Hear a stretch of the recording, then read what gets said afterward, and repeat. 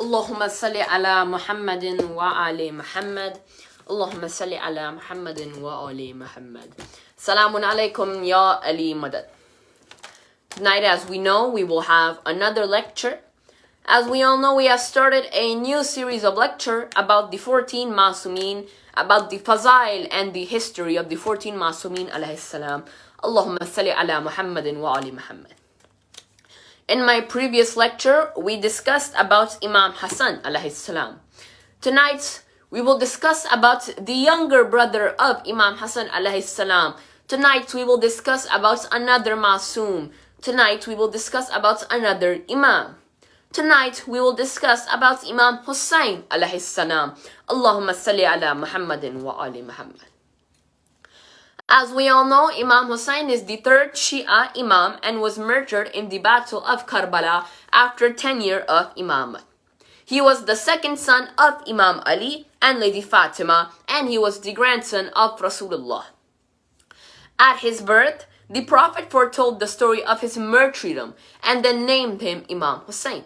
At the birth of Imam Hussain, the Prophet told the story about the shahadat of Imam Hussain and then named him Imam Hussain The Prophet introduced him and his older brother Imam Hassan as the master of the youth of the paradise. The last messenger of Allah, he loved Imam Hussain, and Imam Hussain loved our Prophet very much. Our messenger, our Prophet, he loved Imam Hussain very much and instructed the people to love Imam Hussain as well.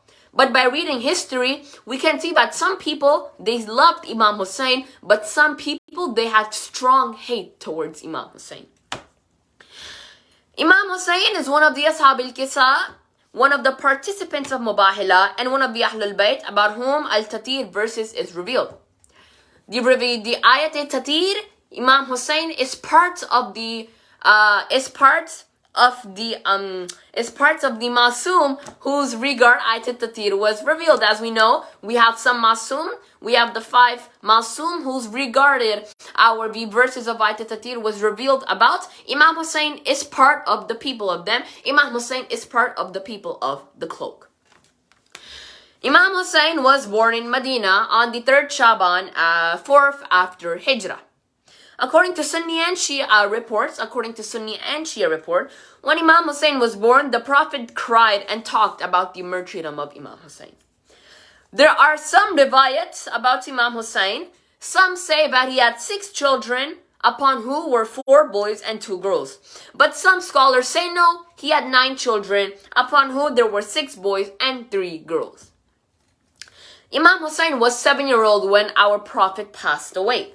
But even in those short years, even in the small 7 years he had with our Prophet, he was present in the important events with our Prophet, such as the events of Mubahila,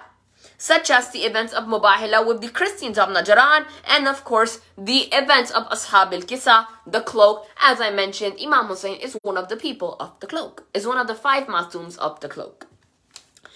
It is reported that when the people they pledged their allegiance to Imam Ali, as we all know, our Prophet had told everyone on Eid al-Ghadir that after him the successor was Imam Ali. So when the people they pledged their allegiance to Imam Ali after the martyrdom of Rasulullah, Imam Hussain delivered a speech. Also, during the Battle of Jamal, he was the commander of the left wing of his father Imam Ali's army. In the Battle of Siffin, he delivered a speech encouraging people to come and support Imam Ali. And then he became the commander of the warrior of the right wing of Imam Ali's army.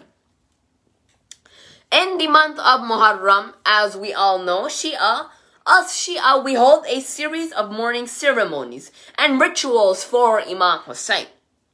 Not just for Imam Hussain, but also for his companions. Mourning of Imam Hussain starts within days of his martyrdom. According to a report, when the captives of Karbala reached Damascus, the ladies mourned the martyrdom of Imam Hussain by wearing black clothes for several days. The Imam of the Shias have emphasized the importance of mourning and weeping for Imam Hussain. They also greatly encouraged the Shia to visit the holy shrine of Imam Hussain, and of course, according to some hadith, proclaimed its merit to be equal to Hajj and Umrah. It is said that visiting Imam Hussein's shrine is just like doing Hajj and Umrah. 40 days after the martyrdom of Imam Hussain, it is called the day of Arba'in, on which many Shia visit the shrine of our Imam. It is reported that Jabir was one of the first people who visited Imam's grave on this day, on the day of Arba'in. According to scholars, the family of the Imam, who was taken as captive to Damascus, also visited the grave of Imam on the same day as their way back to Medina, when Jabir was also present over there. The family of our Imam, as we all know, returned from Damascus to Karbala after 1 year in captivity. Allahumma salli ala Muhammadin wa ali Muhammad. My Azadar, I understand some people might be a little surprised that tonight's lecture was a little short. Well, as I said in the beginning, these lectures, they are meant to help our youth to understand more about the 14 Masoomeen. That is why I try to keep these lectures short. And I know that many of our youth, they have final exams coming up. I have final exams coming up.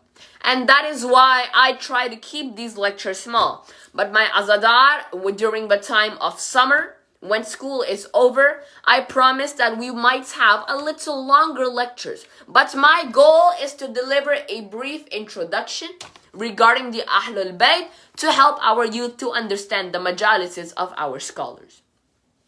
May Allah give us tawfiq to visit the holy shrine of Imam Hussain. May Allah give us ma'rifah. Please remember all Azadar in your dua, and please remember me in your dua, and also all Azadar are in my dua. These series of lectures are very important for our young youth to understand, so they can understand the majalises of our scholars. Next Tuesday at the same time, we will discuss about another Masoom. We will discuss about Imam Sajjad, our fourth Imam. So please join in big number. Allahumma salli ala Muhammadin wa ali Muhammad.